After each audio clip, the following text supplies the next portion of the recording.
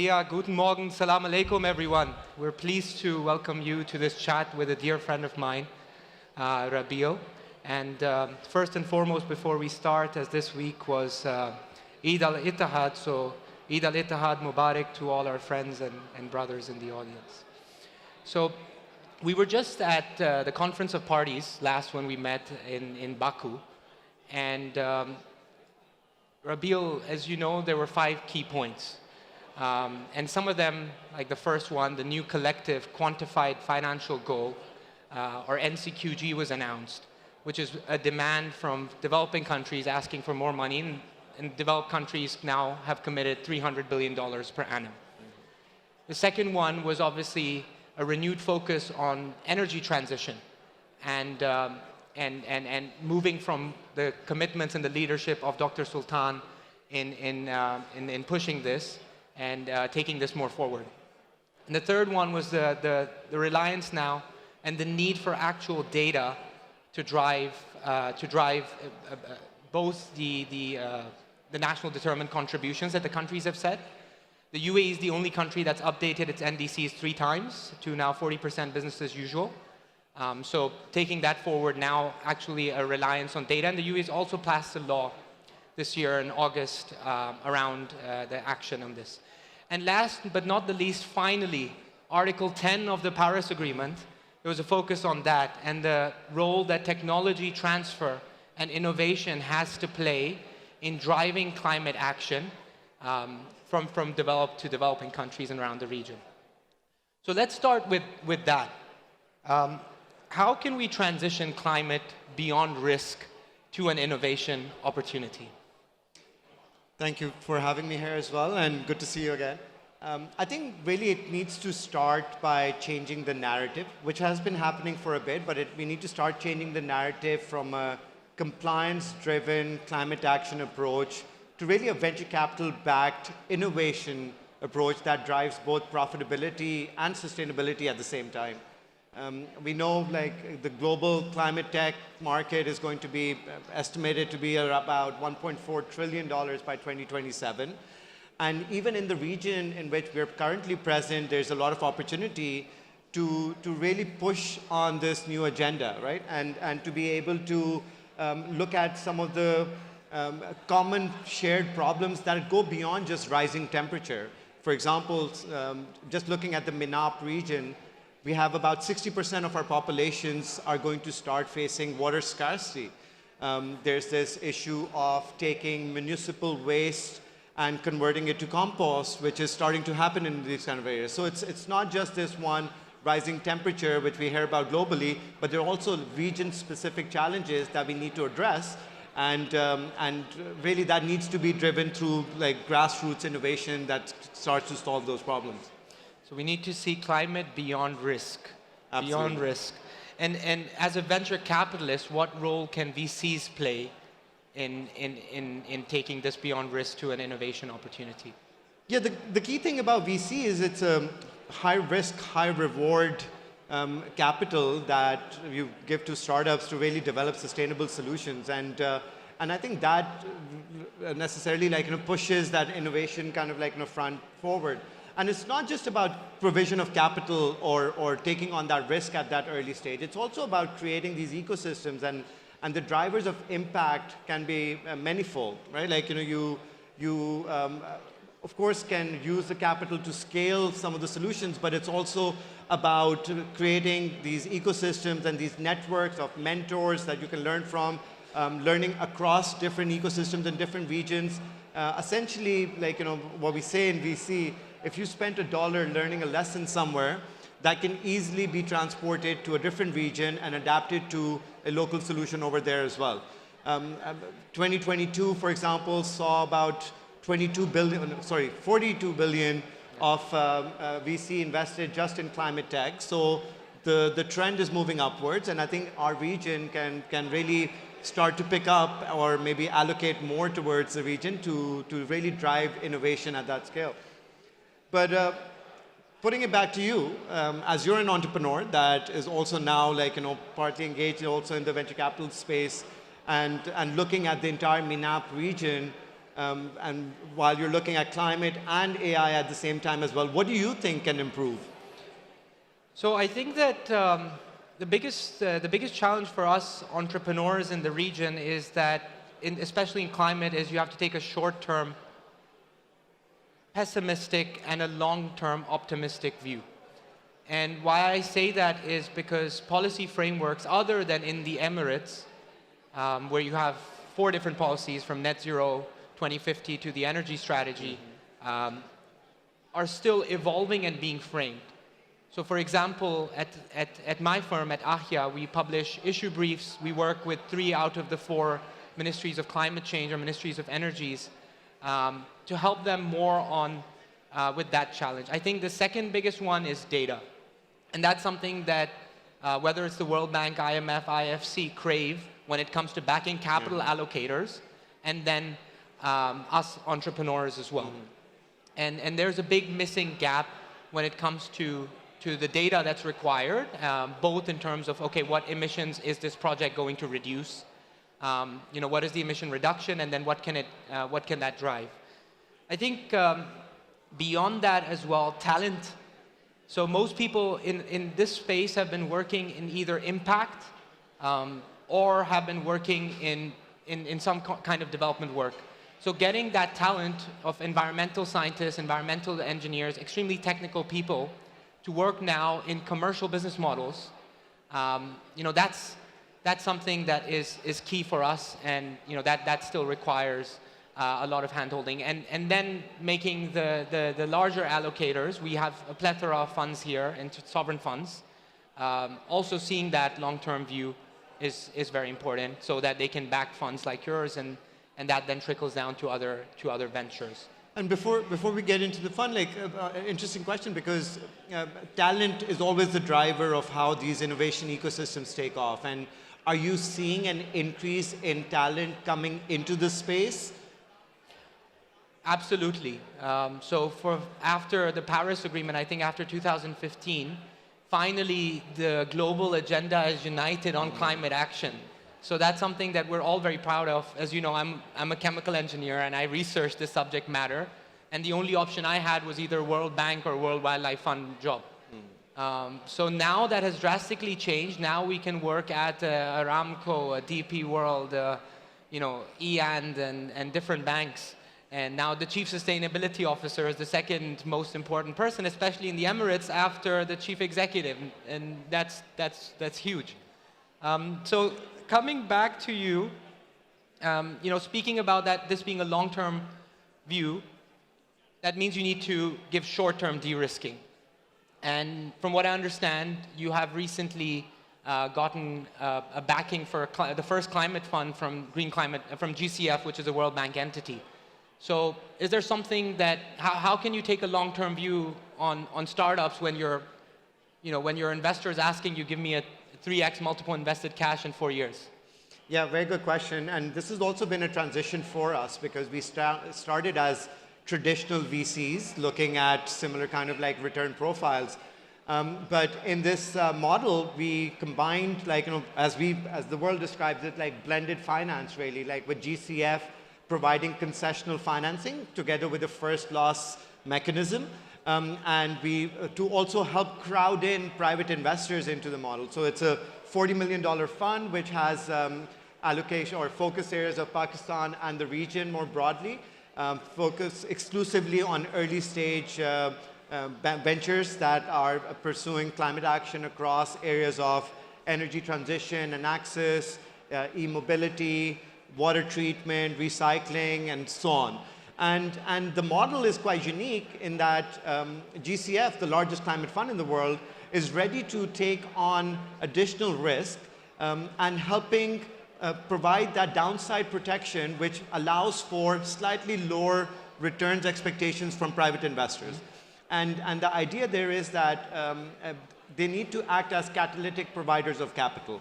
And the only way to really do that is to take on that additional risk that comes with the already high risk venture capital asset class, but also then when you combine the climate science elements to it, that they are able to provide a little bit of that de-risking. So hopefully some of that can translate into companies like yourselves getting a little bit more flexible approach from the VCs in the region that can then pursue this.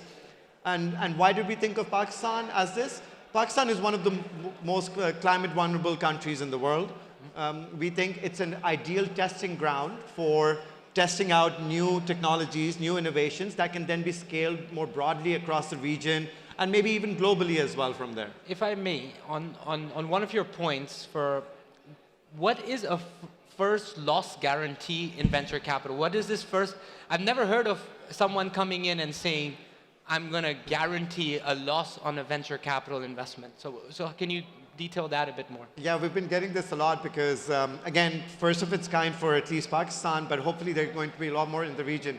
What first loss cover basically means is that if people invest in addition to the GCF, and when cash flows start being returned from the underlying startups that we've invested in, but those cash flows fall short of the total commitments, the first loss of that on not being able to return the original commitments is absorbed by GCF. So to use a simple example, they provided us with a 15 million first loss covering commitment.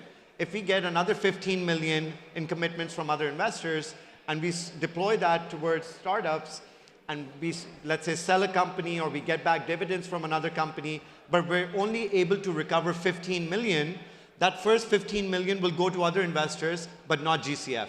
So up till the entire 15 million commitment, they're going to absorb first loss. So it's a fund for net zero with no zero sum. Absolutely. So it's a net zero fund with no zero sum. Absolutely. But that's what is defined as catalytic capital. And I think this kind of a blended finance model can really be adopted in the region as well, right? Because when you look at like some of the national agendas in the region, there are sovereign bodies that can take on additional risk than your standard venture capitalists out there. How much can you deploy in the region?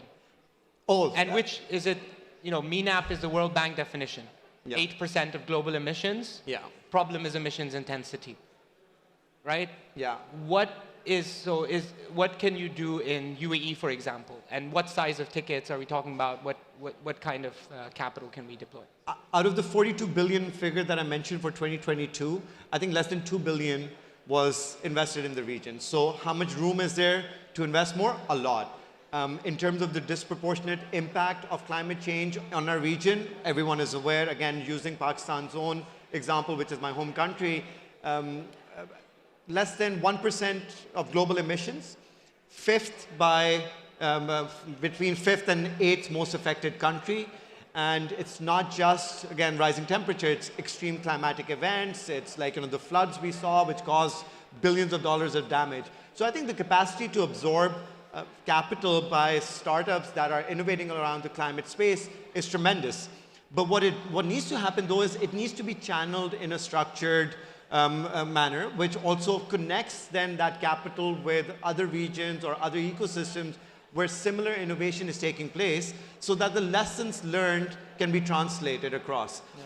What we can also see is, like I mentioned, we can start off with investing in a company that tests out certain proposition in Pakistan, but we have a long history of companies coming across, and those lessons could then allow those companies to scale in the region while leveraging the same learning as well. So we need to think of, as we think of like climate as one climate, we need to now start thinking more regionally rather than just like, within borders in terms of what is going towards climate innovation, because I think the benefits cut across borders very easily.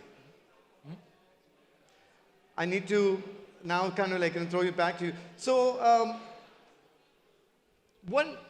you've been based in Dubai for like a few years now. I think like 7-8 years that you've had.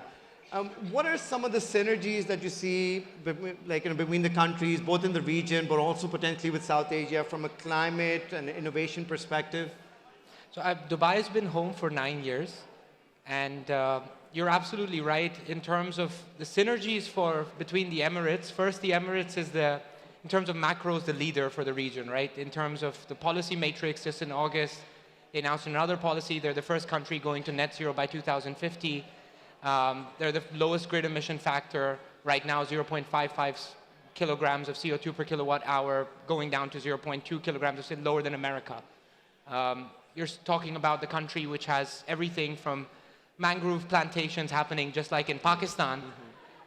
You know, there's a fund there called Ignite, which is Sheikh Hamdan's fund. Our national technology fund is called Ignite. So there's too many parallels. And of course, talent is the driver for all of this, right? I mean, just giving the example of why you plant mangroves is because it works in one place, near the coastal wetlands. 8 tons of CO2 are absorbed per tree. So that can happen here as well. In terms of what the Emirates brings it's the only country which has a minister for artificial intelligence in the region. He happens to be 34 years old. Wow. It's the only country which has not one, not two, but multiple sovereign funds for artificial intelligence. There's ADQ, there's AIQ, there's G42, and you name it, right? I think last week ADNOC announced something at COP called XR8, which is an 80 billion fund just for AI, from the largest, you know, company in this. So the capital flows exist in the Emirates, and the risk appetite here is much higher.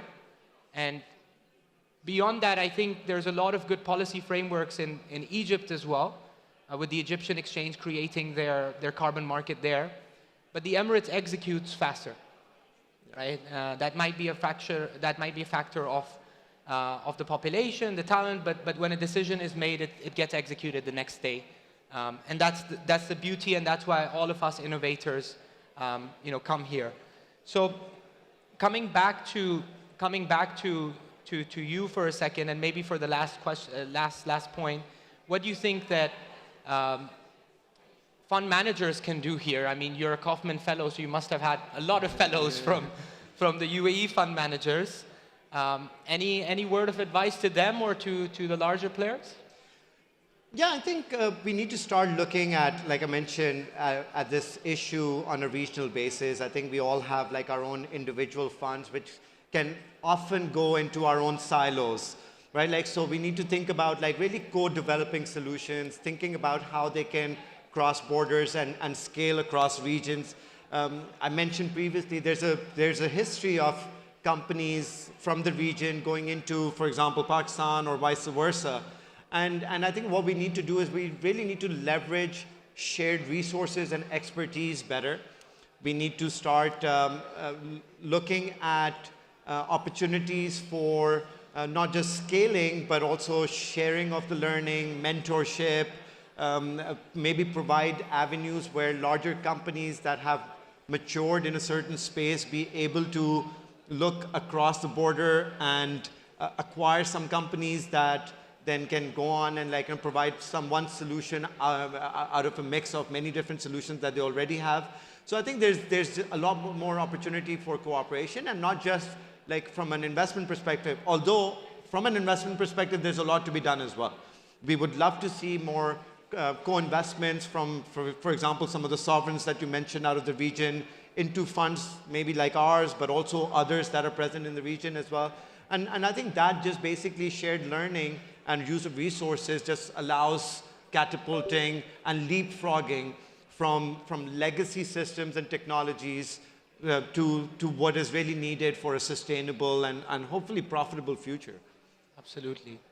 Absolutely. And I also think that culture has a big commonality between all of these countries. So it's the philosophy of the region, whether you pick up the teachings of the founder of the Emirates, His Royal Highness Sheikh Zayed, revolved around sustainability. And the same can be mirrored in Saudi Arabia with their drive right now and their focus on artificial intelligence and towards sustainability. In Pakistan, you know, I think it's very sad to see some of the issues and the problems and challenges, but the resilience that the people have to deliver, the entrepreneurs and the common man that it has, and the same in Egypt, that whether it is, you know, issues such as pollution, environmental smog, but people still go on about their daily lives and then, you know, figure out, okay, how can we reduce this actually, whether that be, you know, from from stopping industrial sectors or going into making better policy frameworks. So with that, Maybe just to throw you a last question, like what would be action points if we were to take away any from this, right? Like, what could our respective regions do better or more of? I think every mentor, every leader, every person in this space that I spoke to, a good example is the former president of the World Wildlife Fund, Saeed Babar Ali. The first thing he told me was to take a short-term, and I said this before, and that's because it resonated with me, is to take a short-term, pessimistic, long-term optimistic view in climate action, climate change, sustainability. Make the only truth be data, not branding, not marketing, not anything else, but let data drive decisions and use artificial intelligence to provide enhanced value, to provide optimizations, provide operational efficiencies in the business model, reduce costs. For the policymakers, I think we're sitting in the Emirates, so I think we don't have anything to say because they've done all of these things. I guess if we were to take a flight to Pakistan or Cairo, then maybe we could say some things. But here, this all exists, so there's nothing new for the Emirates. It's maybe slightly self-serving, but I do think that there could be increased allocation towards climate more broadly, but also climate VC specifically from some of the asset allocators in the region. Because I think long gone are the days when you assume that this is an impact bucket, which is never going to make return. I think both returns and sustainability now go hand in hand. And I think they need to also capitalize on it and maybe increase their exposure to the space, because the results are going to be amplified because of the impact that you have, but the returns are going to be there. Especially at the early stages. Yeah.